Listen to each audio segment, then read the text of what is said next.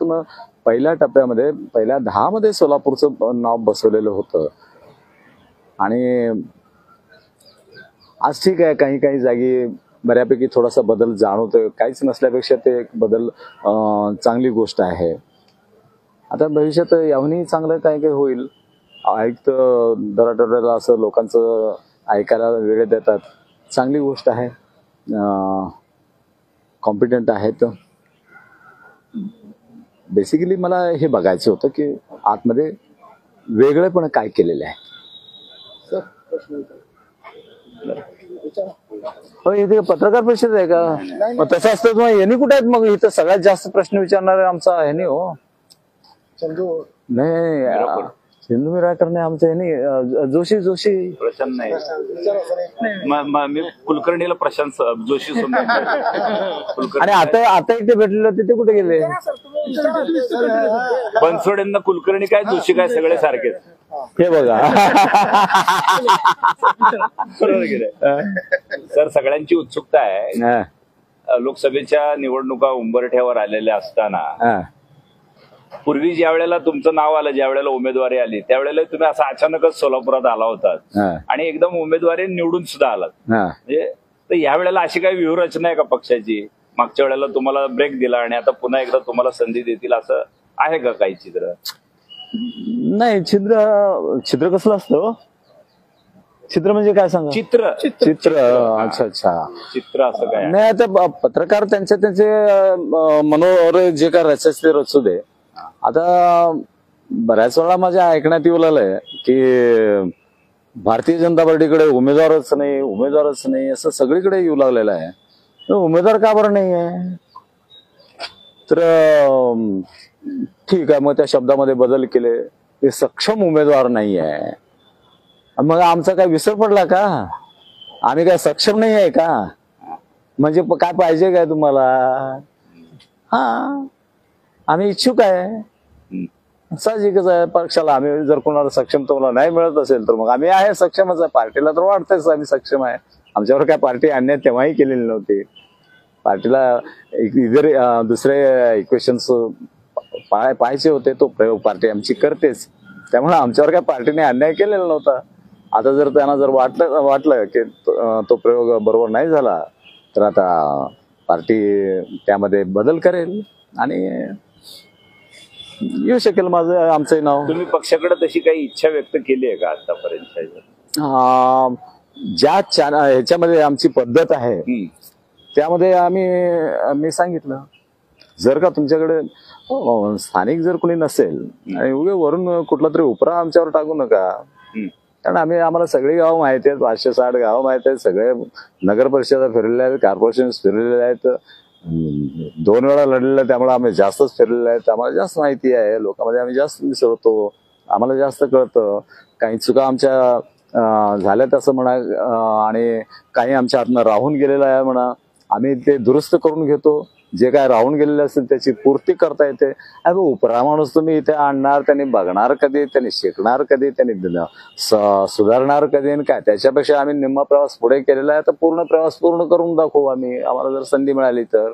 पक्षाकडे सक्षम उमेदवार आहेत तुमच्यासारखे, असं तुमचा पण दावा आहे आणि इतरांचाही अनेक जणांचा दावा आहे. असं असताना पक्ष ज्याचे दाखले खरे नाहीत अशा माणसांना ओढून ताणून, किंवा ज्यांच्याकडे काहीच नाहीये किंवा जे दुसऱ्या समाजामध्ये आहेत पण त्यांना ओढून ताणून इथं उमेदवार करून खऱ्या मागासवर्गीयावर खरा अन्याय करत आहे असं वाटत नाही का? हे असला प्रश्न विचारून माझा गळा का दाबता? मी जर उमेदवारी मागायला आलोय आणि तुम्ही आमचा गळा बघून आम्हाला गबस लय उमेदवार होऊ नको म्हणता का? तुम्ही एकदा घडलं, पार्टीला त्या गोष्टीची कल्पना आली, आता पार्टी कशाला विचार करेल त्या गोष्टीचा? पुन्हा त्या नादाला कशाला जाईल? अजिबात जाणार नाही. सगळ्यांचे वाजवून बघेल, तुमचे सर्टिफिकेट कसे आहेत काय आहेत वगैरे असं वाजवून बघेल. आणि माझं तर खणखणीत आहे की बरोबर आहे. माझं का म्हणजे मी प्युअर, इकडे तिकडे बी नाही आहे. तुमचं ज्या कारणासाठी मागच्या वेळेला उमेदवारी रद्द करून इतर व्यक्तीला दिले गेले, म्हणजे सध्याचे विद्यमान सिद्धेश्वर महाराज यांना दिली गेली, त्यावेळेला तुमच्यामध्ये पक्षाने काय त्रुटी बघितल्या होत्या आणि तुम्ही गेल्या 5-7 वर्षामध्ये त्यात काय सुधारणा केली? हा प्रश्न आहे, याचं उत्तर द्यायला काही हरकत नाही. असे जरा सौम्य प्रश्न विचारत जावा. त्यावेळेला अन्याय नाही केला पार्टीने, व्यवस्थित सांगितलं तुम्हाला मी 2 वेळा एवढा राष्ट्रीय पक्षाने उमेदवारी मला दिलेली आहे आणि 3ऱ्या वेळेला मला बोलावून सांगितलेलं आहे की आम्ही एक 7 जागी प्रयोग करतोय उमेदवार बदलण्याचा, त्यापैकी तुमचा एक नंबर आहे आणि हा बदल असा प्रयोग पार्टी करतच असते, माझ्यापुरतीच नव्हे, अनेक तुमच्या समोर उदाहरण असतील, तसा प्रयोग करायचे पार्टीला हा काय, कारण पार्टीच्या पाठीमागे लोक आहेत, जनता आहेत, कार्यकर्ते आहेत, त्यामुळे असे प्रयोग होतच राहणार आहेत. काही प्रयोग यशस्वी होतात, काही फसतात, त्यामध्ये हा प्रयोग त्यांचा चुकीचा ठरला असावा आणि त्यामुळं योग्य तो निर्णय ते आता घेतील. तुम्ही या निवडणुकीमध्ये जर समजा तुम्हाला पक्षाने उमेदवारी दिली, संधी दिली, तर कोणता एक महत्वपूर्ण 1-2-3 मुद्दे घेऊन तुम्ही लोकांच्या समोर जाणार आहात की जे मागच्या 5 वर्षात करू शकलो नाही ते या वर्षी संधी मिळाली? हे पत्रकार तुम्ही मुळात म्हणजे मी इकडे फिरायला आलोय, तुम्ही पत्रकार नाही तरी आता आम्ही तुम्हाला उमेदवार समजूनच विचारतो असं समजा ना. थोड्या वेळ संधी मिळाली तर काय राहून गेलं, काय हरकत, आता लपवण्यासारखं काहीच राहिलं नाही. 15 दिवसात दूध का दूध, पाणी का पाणी होणार आहे, त्यामुळे तुम्हाला सांगायला काय हरकत नाही आता. होय का? नाही, ह्या प्रश्नाचं उत्तर असं नाही देता येणार. आमचं कलेक्टिव्ह प्रयत्न सगळ्यांचेच असतात त्याच्यामध्ये, त्यामुळं मला माहिती आहे की कुठल्या कुठल्या गोष्टींचा मी पाठपुरावा करायला सुरुवात केला होता काय, आणि माझ्या सार्वजनिक वगैरे गोष्टींमध्ये काय प्रॉब्लेम नाही आला कधी. ज्या तुम्हाला कोणी आढळला तर सांगा एखादा उदाहरण सार्वजनिक गोष्टीबद्दलचा. एक वैयक्तिक आमच्या काही गोष्टी असतील त्या असतील, ज्या काही गोष्टी आम्ही करायच्या ठरवल्या होत्या त्या आम्ही निम्म्यापर्यंत आणलेल्या आहेत, त्या पूर्ण तो आम्ही नेऊ. आता तो आमचा मानस आहे, आम्ही तो पूर्ण करू. हे जे आम्ही बोलून खूप आधी आम्ही हा मानस बोलून दाखवलेला आहे आणि मी असेल दुसरं कुणीही असेल, आता सरकार तर वर बसणारच आहे हे तर आता सगळ्यांना कळतच आहे. फक्त इतकेच की अलीकडच्या काही दिवसामध्ये उपऱ्याना संधी असं नको व्हायला. आम्ही आहोत इथले सक्षम, ते उपऱ्याने इथं येऊन उगीच हे करून नाही, खरा दाखलावाला आहे. आणि दुसरी गोष्ट म्हणजे काँग्रेसवाले त्यांना गुदगुल्याला खूप बोलले, बाहेरचं आणतात बरं झालं म्हणून. तसलं नाही, ते चालणार.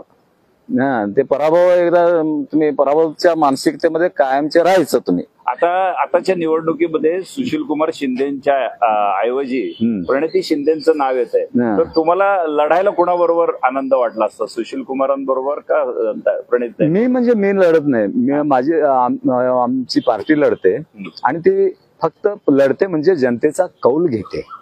आणि अशा वेळेला जनता एकदा शिंदे साहेबांच्या पत्नींना त्यांनाही कौल दिला नाही, त्यानंतर शिंदे साहेबांना 2 वेळा कौल दिलेलं नाहीये.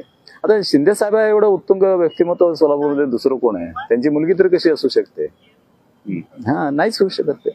त्यामुळं ती लढाई जनतेबरोबरची आहे आणि ती जनतेने दाखवायचं विजय कुणाचा आणि पराजय कुणाचा. ते निवडणुकीमध्ये सक्षम उमेदवार हवा असं सगळ्यांनाच वाटतं. सक्षमची व्याख्या काय नक्की? आर्थिक दृष्ट्या, गुंडगिरी दृष्ट्या, कार्यकारी दृष्ट्या तुम्ही काय समजता? आणि तुम्ही या सगळ्या मुद्द्यांवरती जे लोकांना सक्षम या संज्ञेत वाटतं त्यात सक्षम आहात असं वाटतं का तुम्हाला? पहिली गोष्ट तर जाईन तिथे कुठल्याही गावात जावा, शरद बनसोडे हा एक चेहरा आहे. या शरद बनसोडे कुणाचे 5 वर्ष खाल्लेला नाहीये, भ्रष्टाचाराचा दाग नाहीये. आपण ज्या काही गोष्टी आपण त्यांना सांगितल्या त्या ग्रामीण भागातलं सांगतो मी, त्या त्यांना ते आम्ही दिलेल्या आहेत. आपल्यापर्यंत आल्यानंतर आम्हाला जे शक्य आहे तेवढी त्यांची कामं आम्ही केलेली आहेत. हा ठसा आहे सक्षमचा अर्थ. आमचा एक ठसा आम्ही उमटून ठेवलेला आहे. त्यामुळे आता नवीन सांगावं लागणार नाही लोकांना कोण शरद बनसोडे, त्याचे विचार काय आहेत, ह्या गोष्टी आता सांगाव्या लागणार नाही आहेत. त्यामुळे त्याला सक्षम म्हणतात, क्षमता असलेल्याला सक्षम म्हणतात. आर्थिक दृष्ट्या फार महत्वाचं नाही. आमच्याकडे काय होतंय, आर्थिक क्षमता हा भारतीय जनता पार्टीला गरज नाही त्याची. काय कारण ठीक आहे, हे तर ओपन गोष्ट आहे की पार्टीजमुळे आर्थिक पूर्णपणे क्षमतेनुसार असते. त्यामुळे उमेदवाराकडे आहे का नाही आहे, काय देण्याकडे नाही आहे. आणि तुम्ही जर पत्रकार म्हणून तुम्ही तुमची शोधपत्रिका करा की मी अमुक एका माझ्याकडे आलेल्या समाजातल्या माणसाकडनं किंवा कुठल्या अधिकाऱ्याकडनं काय वगैरे म्हणजे भ्रष्टाचाराचा कुठला एखादा डाग दाखवा ना काय.